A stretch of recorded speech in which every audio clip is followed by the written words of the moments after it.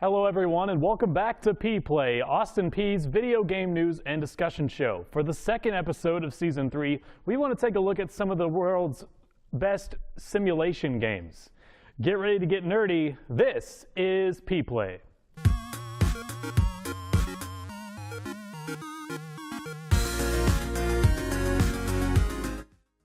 Hello and welcome back to Season 3 of Peay Play. I am your host, Brandon Crosslin. Alongside me now on my left and right are my awesome co-hosts, Kyle Watts and Zach Pew Pew. Pugh. Pleasure to be here. Hello everyone, glad to have you here. Glad to be here, glad to be here. Yeah.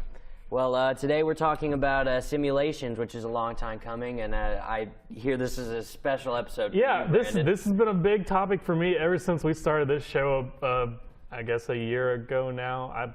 It feels like I've been here forever, but like the simulation genre has been is a big chunk of what I do in video games, especially with mainly racing and flight sims. I do a little bit of flight sims. I dabbled with it, got like a Logitech joystick and stuff like that, but like I really got into sim racing, and that'll be my segment of it today. But there's other lighter sides of simulation that we want to talk about too. Like strategy simulations and sports, which we're going to cover in this episode today. So Kyle, what you got for us? Well, our first game today is FTL Faster Than Light. It's an independent video game created by Subset Games. FTL combines real-time strategy and roguelike elements, creating a spaceship management and simulation game. It was released on September 14, 2012 for Windows PC, OS, and Linux. You are a lone starship carrying vital information for the Galactic Federation, being chased by an exclusively human rebel faction. Jump to different systems to collect scrap, new crew members, weapons, and technology. But hang out in any star system too long and risk a battle with overwhelming rebel forces. You will control all the different subsystems of your ship, including engines, shields, and weapons, deciding which crew member will man each station. You will need to decide which rooms to repair in the heat of battle, which rooms to vent oxygen from, and which crew members are a priority and which are expendable. Check out the trailer for FTL Faster Than Light.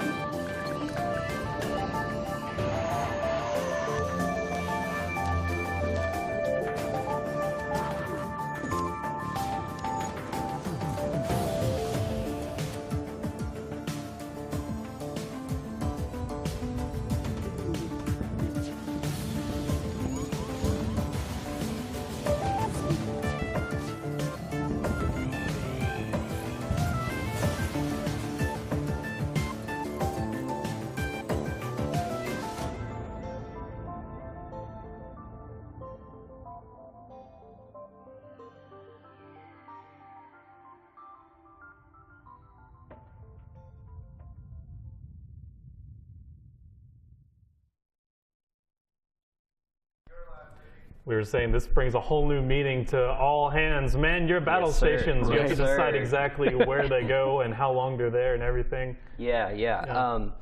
Right, yeah, I mean, one of my favorite things about this game is there's 10 different ships, and each ship has a different layout that you can use, which completely changes the strategy. So like sometimes the weapon room is closer to the shield room, sometimes the engine room is closer to the shield room, and they walk at a normal pace, so it's not like they just teleport to rooms, like they have to walk. And so if a room between your engine room and your shield room is on fire, they have to walk through the fire, and they catch on fire, and you have to deal with that. And some of the ships have like different equipment, different technology and weapons already pre-equipped, and it offers you so many different ways to play the game. Like one ship is heavily drone focused, so you really just sort of put all your resources into your drones and just kind of wait for the battle to be over because you can't really affect anything at that point. Some are really gun based, but yeah, it's just a really interesting game, and it's on the surface, it's got this like cutesy art style, like retro. It looks Yeah. like a tabletop game. Me and Yeah. Jack were talking about this. Where it lacks in visual simulation, it makes up for the mechanical Yes, side of for sure. simulating roles. For with sure, their ship. yeah.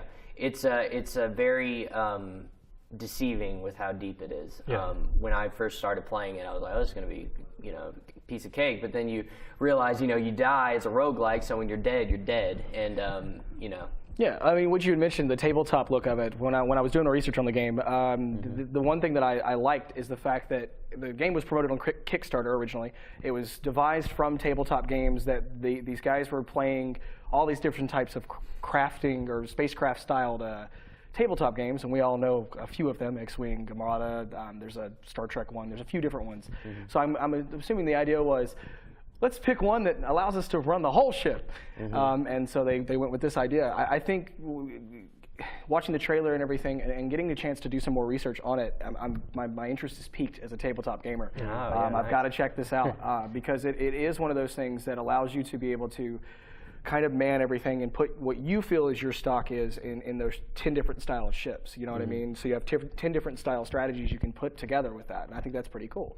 So yeah, Faster Than Light was one of those games I got on like when it was for sale on Steam for like $7 or under, and Nice.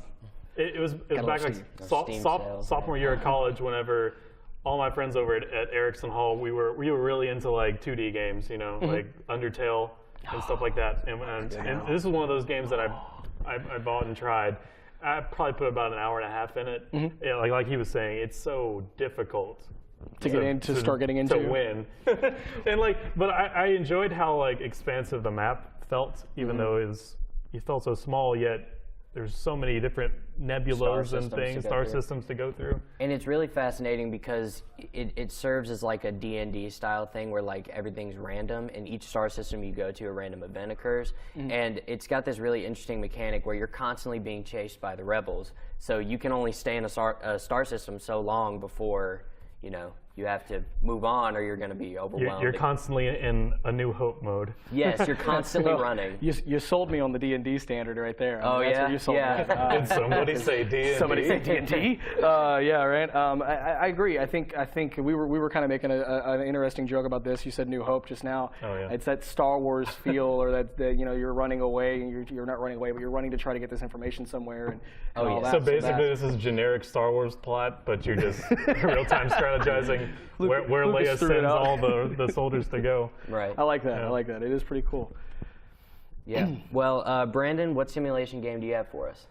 All right, this one's a big one. I've been waiting to do this forever. Okay, the next one we have to talk about, I've had some experience with.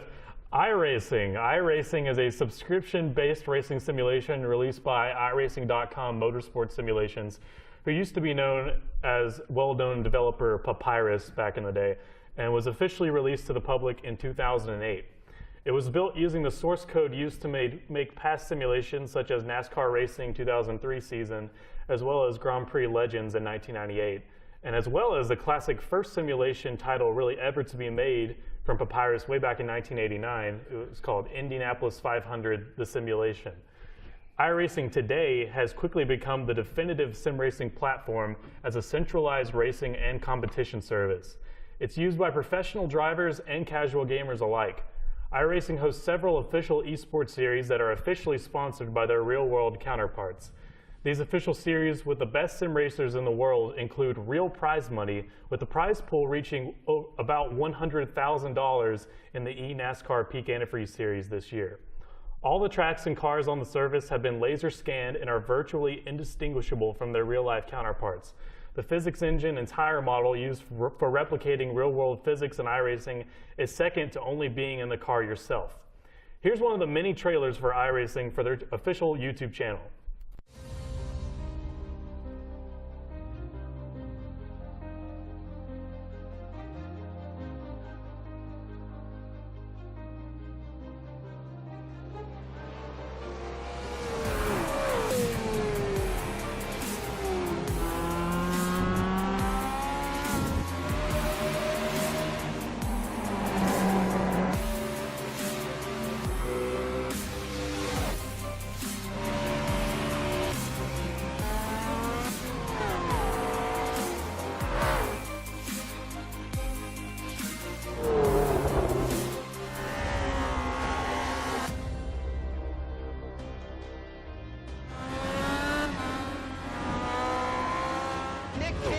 not a move. Truex on the outside, contact made. 56 slides it at a 4. Who's going to be at the stripe? Dead even, give it to Ryan Truex. Truex is your winner over Tandy.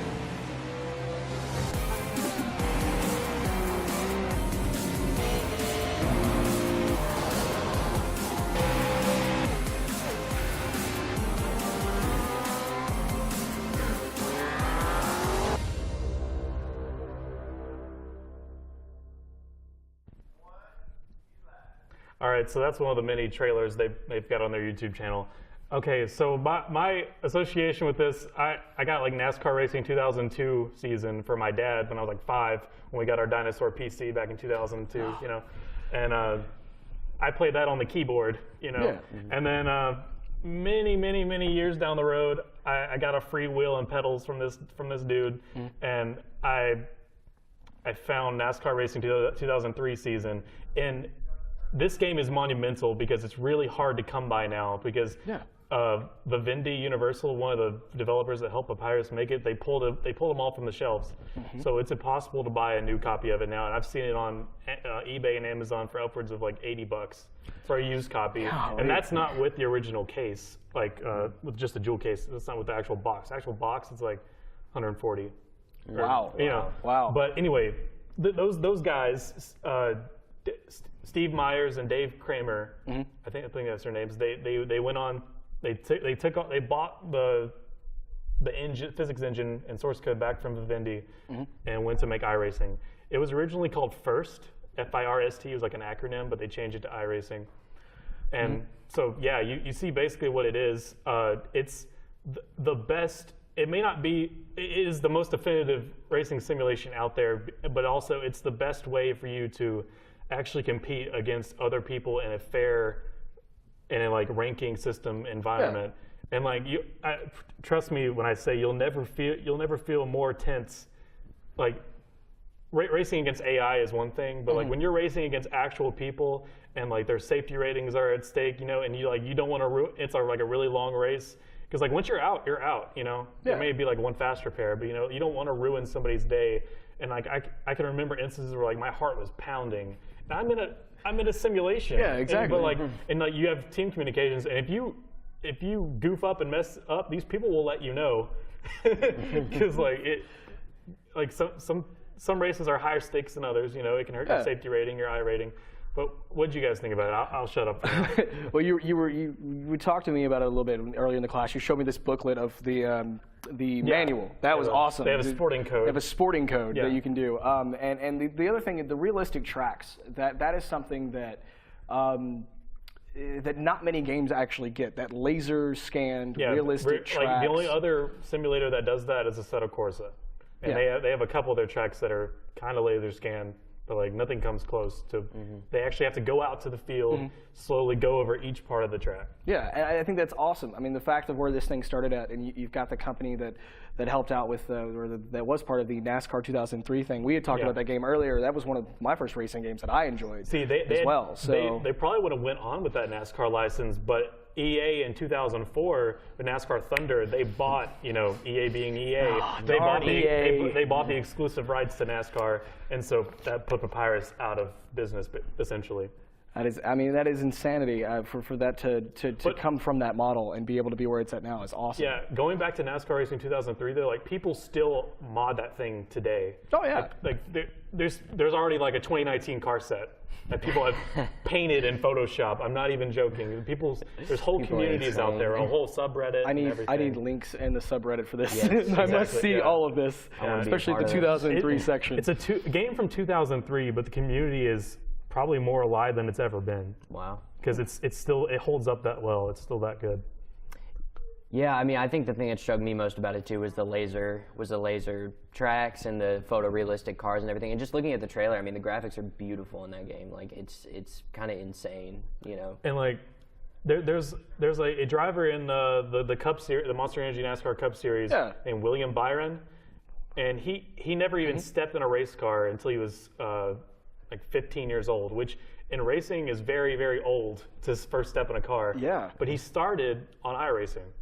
Really? Yes. Wow. He started learning his skills on iRacing. And so essentially what he did was he found he learned every single thing you need to know besides the G-force, the G-force of actually feeling, of feeling that weight on you, and also the forgiveness of when you wreck, it doesn't cost money, and you're not hurting yourself, risk hurting yourself. You're right. Risk of injury at that point. That is crazy. Perfect testing ground. Especially for these types of simulation games, with racing and stuff like that, being able to make you have to go into that job. That is great. That is great. And I want to say really quick before we end this part of the segment, like if you're looking to get into sim racing, I recommend not starting with iRacing, but don't start with iRacing, but like do like Assetto Corsa or Project Cars 2. Yeah. One of these other titles that doesn't, because iRacing is not cheap. Okay. Let's get that learned out of the way. It's a subscription-based game. You don't actually own the content. You are being licensed the content. Wow. And so Interesting. It's kind of like, I see it like as your entry fee. You'd pay to purchase the parts to race in the real world. Race in the world, yeah, so, exactly. You're paying for your entry fee to race with real people. And I lost my spot there. I mean, you talked about this the last episode about the iRacing stuff and being able to go do the tournament and stuff like that. How is it to be in one of those tournaments and to be able to face against other people and all that? Well, see, there's official series which affect your safety rating and iRating, but these leagues that are available, that I'm a member of one of the league, it's community ran, and there's. So it's technically an unofficial series. Okay. So your safety rating and iRating aren't affected, but your relations with those other people that you race with week in, week out are affected. I've gotten to know all these guys, and it's been a real community friendship, because we race with each other every week. We get mad at each other every week. We say sorry every week. And please tell me one of you have used the typical line of "rubbing is racing." Can I please? Is there at least one of you in this Don't group? do it for Dale. Rubbin's not always racing. Okay. We like to keep it clean if we can. Like to keep it clean, huh? Yeah. Well, let's get to the last one, but definitely not least. Zach Pew is going to take us into the world of Madden 19. Well, Madden NFL 19 is an American football sports video game based on the National Football League, published and developed by EA Sports in the 30th installment of the Madden NFL series. It was released on August 10th of 2018. Pittsburgh Steelers wide receiver Antonio Brown is the cover athlete of the standard edition of the game, while Pro Football Hall of Fame wide receiver Terrell Owens is on the cover of the Hall of Fame version, featured in a Dallas Cowboys uniform. Here is your trailer for Madden NFL 19. Okay, sorry, I'm running late. I did not come here to play. I got money to make. You claim you acting the same, and I'm acting the same. But you approaching me strange. You too close to me, man. All eyes on me, it's about to go down. If you ain't know about it, guess you know now. We showing now, but the money never changed us. So don't make us have to show you where we came. Who want it? We want it. We want it. We run it. We run it.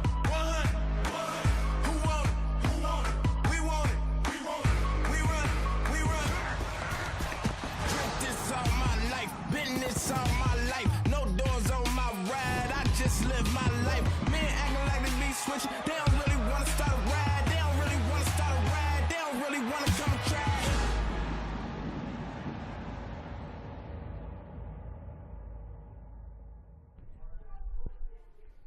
All right, so that was Madden NFL 19. Guys, this game might not always be the most popular between gamers, because it is a sports game.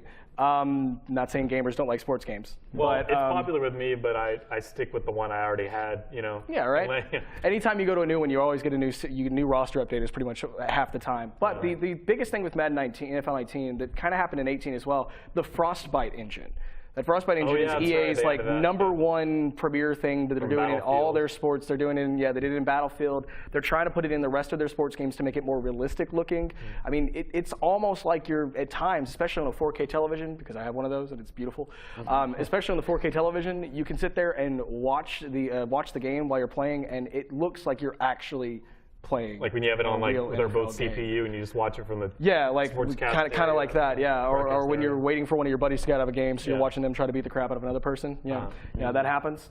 But my thing is this, and I wish Madden would do this, and I'm gonna I'm gonna get a camera here. Madden, EA, if you can hear me, if you ever get a chance to watch this, for the love of all that's holy in video game world, please start making custom NFL covers. Give us custom NFL covers. I will pay more money to get a Baltimore Ravens cover than I would to get Antonio Brown on the front of Madden. That'll get their attention if you say more money. I will pay you more money. I will pay you at least $20 more to get a custom Baltimore Ravens cover. Yeah. You know what I want for Madden games? I want them to give us a one-time game and then they add updates. That would be nice. That would be kind of interesting. Just make it a constant, like Minecraft, you know. And I think eventually EA will figure out that maybe that's the way to go. That's the way to go, but no, they're money hungry. But it's EA. They're money hungry, all right. They want their loot crates. Something that I will say, and the other thing that is different with these games, and then I'll give you guys to see what you guys think about the game, the evolution of this game over time, with John Madden, of course, not being a part of it anymore. Yeah. You know, the evolution of this game over time has been drastic, especially the last few years. You've seen more competitive play. We had a championship series. They have a tournament. They have a league. They have an exactly. esports Yeah, they have. tournament, I mean, and people watch it and commentate on it like it's an NFL game. Yeah. It's 10 years ago, insanity. that was unheard of. You know, you got players like Michael Vick in there that haven't played in the last few years that are playing on these MUT Squads type thing, which is that card version of Madden, which is Madden Ultimate Team. So, but I'm going to take a second to step back. What did you guys think of Madden NFL 19? I'm a huge fan of the Madden games. Yeah? Just simply because I am so into I love football, but I'm so into the strategy of football that I think is kind of underutilized. Yeah. Now, on offense anyway, when I'm playing defense, I just play as a lineman and just try to rush the quarterback. Yeah, But you always try to sack every time. Man, Yeah. I play corner on the defense. Oh, really? I do. I sit back. I run with the receiver and everything. I'm no good at it. I I can't do it. He always just runs right past me just because, I don't know, I guess because when you're technically supposed to be pulling back and I'm thinking you're supposed to be going forward, I don't know. I don't have the coordination If you lock onto the player, it's able to allow you to do that more. Oh, yeah? Okay. Yeah. But yeah, just playing on offense, it's so much fun to just have that perspective of seeing what a quarterback sees on the field, because the league is doing that now where they'll sometimes put the camera behind the line and you can see the field from the perspective of the offense. And I love that kind of weird angles that you don't get to see all the time, because you can see how routes develop and you get to see how people are open, why they decide to throw here, why they decide to throw there, and just getting that perfect pass. You just time it perfectly. Receivers running a corner route, and you just throw it. It's just perfect, and you just bring it in for a touchdown. It's so much fun. Well, fun fact. I love it. Before you jump in, fun fact: the view behind the quarterback for the actual games that came from the Madden game. Really? Yeah, that's why they were like, man, this view is actually really good for us to show for the video game. Why don't we do it for actual television? So NFL went, let's do it. Yeah. And We have the that's what technology, happened. let's do it. We have the technology. We can make them Yeah. better. But anyways, so Brandon. Okay, so my experience with my purpose of playing Madden and NCAA, which I wish they still had a way to do that. But unfortunately, players hey, that looks like me because they created that. Anyway, that whole argument lawsuit thing. Yeah. I had used Madden as a kid and NCAA both to learn how the game works. That's how I learned how football worked, was by playing Madden. Really? Yeah. Interesting. And also that's how I learned city to team names. Okay, For the first cool. time as a kid. It's kind of like my football education. I use that the same way with baseball, basketball, soccer. If I want to play FIFA, I learn more about soccer that I didn't know and more of the club names, But anyway, back to Madden. Transition. Anyway, Anyways, so that's how you I learned. use it more as an education tool. Yeah. Because I wanted to learn how to call these types of games, and then learn what routes mean, and things What like routes that. mean Because when and you all don't that, play yeah. youth football as a kid because you're too scrawny, you or too lazy. Or your mom won't let you. Yeah, that was your Mom me. won't let you. Yeah, you play Madden. You're right, you do. You play Madden, and then you play touch football in the backyard or tackle, and you break an arm anyways. You're trying to be better. And this is where I said this is more of like a, compared to iRacing, this is more like a light simulation because playing football does not feel like this. Oh no, but it like doesn't. driving a car does feel like this. We were talking about a game. It was ESPN 2K. I think it was 2K6, and it was 2006. It was the ESPN version of Madden. It actually had Philadelphia Eagles. I think T.O. might have been. You're thinking of 2K5. 2K5 was That's the T.O. one. was on the cover. That's the one I'm thinking of. 2K5. The 2K5 had the one where you could go into the helmet Yes, and I was actually about to be bring that there. up. Yeah. And that's considered the GOAT.